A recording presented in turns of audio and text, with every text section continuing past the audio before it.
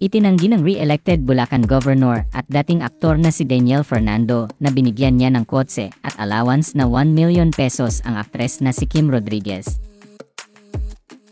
Matatandaan kasing nag-viral ang isang litrato kung saan makikitang may hawak na bouquet of flowers ang aktres habang nasa tabi niya ang politiko. Mababasa pa sa caption ng naturang larawan na binigyan umano ni Governor Daniel si Kim ng luxury car plus allowance na 1 million pesos sa tuwing magkikita sila.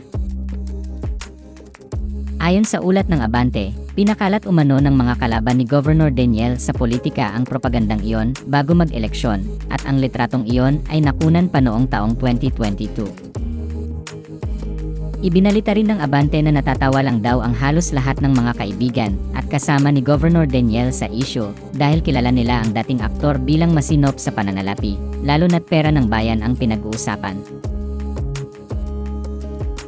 Para kay Governor Daniel, maraming mga kababayan niya sa Bulacan ang pwedeng makinabang sa pera sa pamamagitan ng public service, kaya malabong mangyari ang pinakakalat na propaganda laban sa kanya, lalo na sa usapin ng pananalapi.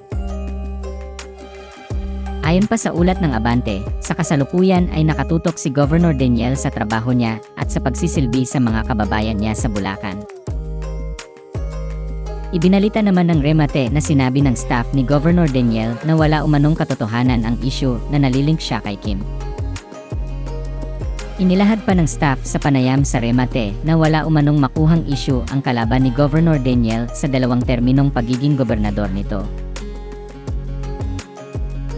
Nanalo si Governor Daniel sa pagkagobernador ng Bulacan noong nakaraang midterm elections dahil nakakuha siya ng mahigit 1 milyong boto.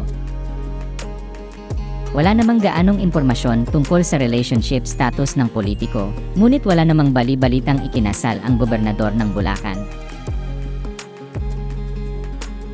Sa ngayon ay wala pa ring direktang pahayag si Kim Rodriguez kung may katotohanan nga ba ang espekulasyon tungkol sa kanila ni Governor Daniel.